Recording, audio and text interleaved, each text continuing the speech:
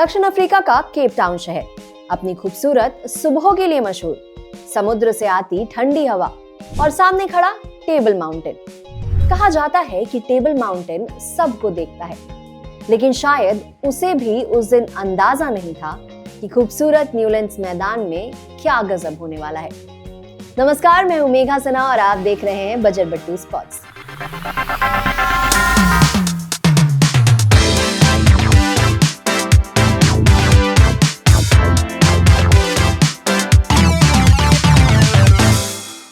जनवरी 2024।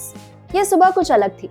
Newlands के मैदान पर इंडिया और साउथ अफ्रीका के बीच दूसरा टेस्ट शुरू होने में बस कुछ ही लम्हे बचे थे। ये मैच जीतना टीम इंडिया के लिए सीरीज बचाने के लिहाज से बेहद अहम था। भारत को हर हाल में जीत चाहिए था, वरना साउथ अफ्रीका ये 2 टेस्ट की सीरीज अपने नाम कर लेता। पहला टेस्ट इंडिया एक पारी और 32 रन से हार चुका था। भारतीय टीम आलोचनाओं से घिरी हुई थी। रोहित शर्मा के नेतृत्व वाली टीम जब वार्म अप कर रही थी तो ऐसा लग रहा था मानो हर खिलाड़ी के कंधे पर कोई भारी बोझ रखा हो। ये मैच उस मैदान पर था जहां इंडिया आज तक एक भी टेस्ट नहीं जीत पाया था। 6 में 4 हार और 2 टेस्ट ड्रॉ। टॉस पर साउथ अफ्रीका के कप्तान डीन एल्गर ने बाजी मारी। मेजबान टीम ने पहले बल्लेबाजी का फैसला किया। एल्गर को भी अंदाजा नहीं था कि ये फैसला कितना भारी पड़ेगा, और ना ही इंडियन टीम को पता था कि उसके गेंदबाज न्यूलैंड्स की हरी पट्टी पर क्या कहर ढाने वाले हैं। न्यूलैंड्स की उसी ग्रीन पिच पर टीम इंडिया के गेंदबाजों ने जो किया वो किसी चमत्कार से कम नहीं था। साउथ अफ्रीका की पहली पारी 55 रन पर ढेर। घरेलू सरजमी पर जब किसी टीम का ये हाल हो जाए तो स्थिति वाकई शर्मनाक लगती है, और साउथ अफ्रीका के ड्रेसिंग रूम में भी वही सन्नाटा पसरा था। और इसका सबसे बड़ा कारण थे इंडियन पेसर मोहम्मद सिराज। सिराज ने अपने 9 ओवर के स्पेल में सिर्फ 15 रन देकर 6 बल्लेबाजों को पवेलियन भेजा। सिराज ने ही साउथ अफ्रीका की मुश्किलों की शुरुआत की। चौथे ओवर की दूसरी गेंद पर एडन मार्करम और छठे ओवर की तीसरी गेंद पर कप्तान डीन एल्गर आउट हुए। दोनों दहाई के आंकड़े तक भी नहीं पहुंचे। मार्करम ने 2 और एल्गर ने 4 रन बनाए। इसी बीच जसप्रीत बुमराह ने भी टोनी डेजोर्जी को मात्र 2 रन पर आउट कर अपने विकेट का खाता खोला। वही युवा ट्रिस्टन स्टब्स इस पिच पर टिक ही नहीं पाए। बुमराह ने उन्हें 3 रनों पर बोल्ड कर दिया। विकेटों का सिलसिला थमा नहीं।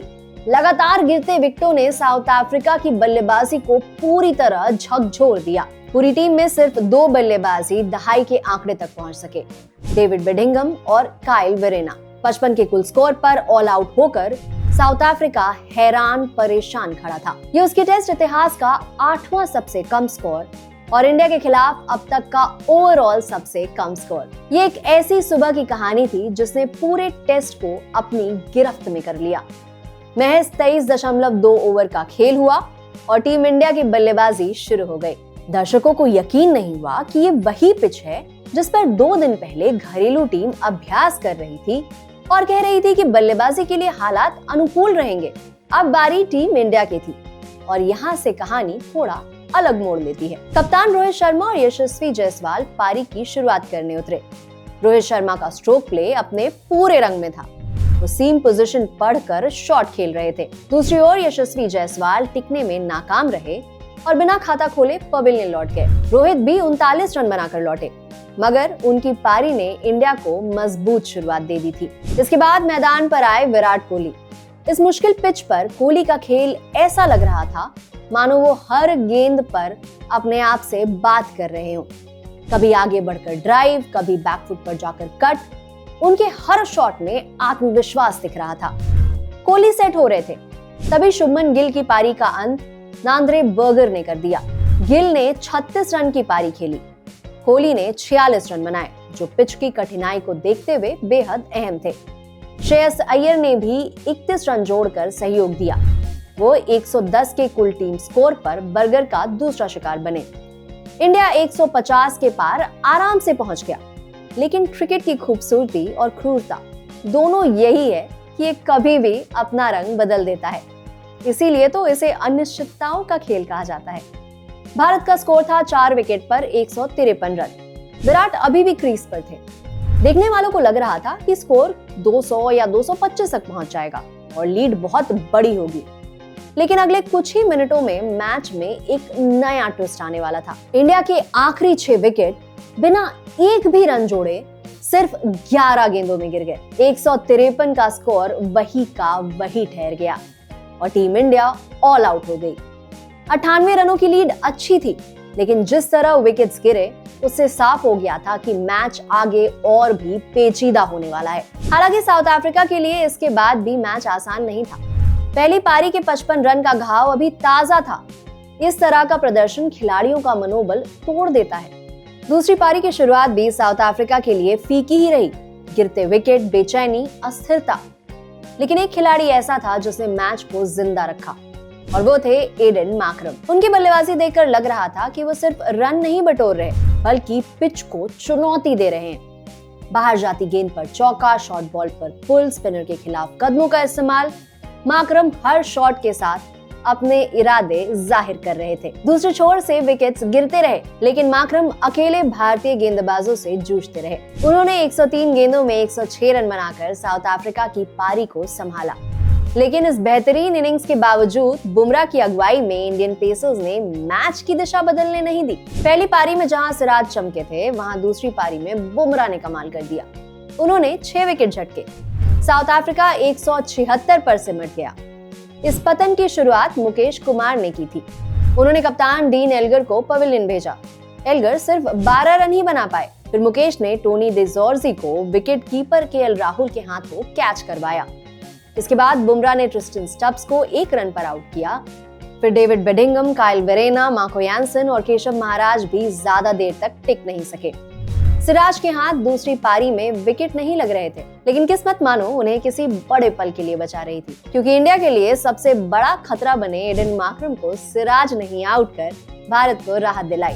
जब माकरम आउट हुए तब साउथ अफ्रीका का कुल स्कोर 162 रन था। इसके बाद प्रसिद्ध कृष्णा ने कगिसो रबाडा को और बुमराह ने लुंगी एंगीडी को आउट कर साउथ अफ्रीका की दूसरी पारी का अंत कर दिया। माकरम ने शतक जरूर लगाया, लेकिन कोई अन्य बल्लेबाज 20 के आंकड़े तक भी नहीं पहुंच पाया। टीम के दूसरे सर्वाधिक रन भी कप्तान डीन एल्गर के 12 ही थे। भारत को जीत के लिए 69 रन का लक्ष्य मिला। ये लक्ष्य जितना छोटा दिखता था, उतना आसान नहीं था, क्योंकि ये वही पिच थी जिस पर 2 दिनों में 32 विकेट गिर चुके थे। गेंद कभी इतनी नीचे रहती कि विकेट कीपर भी संभाल ना पाए और कभी अचानक छाती तक उछल जाती। भारत की दूसरी पारी में यशस्वी जायसवाल ने वो किया जो ऐसे मुश्किल चेज में सबसे अहम होता है। उन्होंने दबाव तोड़ा। उन्होंने 23 गेंदों में 28 रन बनाकर साउथ अफ्रीका के गेंदबाजों के आत्मविश्वास पर प्रहार किया। विराट कोहली ने कुछ समय बिताया, लेकिन 12 रन बनाकर वो आउट हो गए। गिल भी सिर्फ 10 रन बना पाए, लेकिन दूसरे छोर पर रोहित शर्मा खड़े थे, शांत, संयमित और पूरी कप्तानी जिम्मेदारी के साथ। वो टीम को जीत दिलाकर ही लौटे। 12 ओवर में टीम इंडिया ने 3 विकेट खोकर लक्ष्य हासिल कर लिया। कप्तान रोहित 16 रन बनाकर नाबाद रहे। भारत ने न सिर्फ केप टाउन में अपना पहला टेस्ट जीता, बल्कि सीरीज को भी बराबरी पर समाप्त किया। 2 दिनों में खत्म हुए इस मैच में भारतीय तेज गेंदबाजों ने एक बार फिर दुनिया को दिखा दिया कि वो किसी भी पिच पर, किसी भी परिस्थिति में हावी हो सकते हैं। साउथ अफ्रीका में भारत के लिए जीतना कभी भी आसान नहीं रहा है। भारत ने साउथ अफ्रीका में अब तक कोई भी टेस्ट सीरीज नहीं जीती है। आखिरी और एकमात्र बार जब इंडिया ने वहां टेस्ट सीरीज ड्रॉ की थी, वो था 2009-10 में। इसके बाद टीम ने लगातार 3 टेस्ट सीरीज में हार का सामना किया। इस बार भी शुरुआत अच्छी नहीं थी, लेकिन गेंदबाजों ने पूरी कहानी बदल दी। टीम इंडिया ने 14 साल बाद साउथ अफ्रीका की सरजमी पर एक और टेस्ट सीरीज ड्रॉ कराई। इंडिया साउथ अफ्रीका क्लासिक्स में आपका फेवरेट मैच कौन सा है? कमेंट बॉक्स में हमें जरूर बताएं। और अगर वीडियो पसंद आया तो देखते रहिए बजर बट्टू स्पोर्ट्स।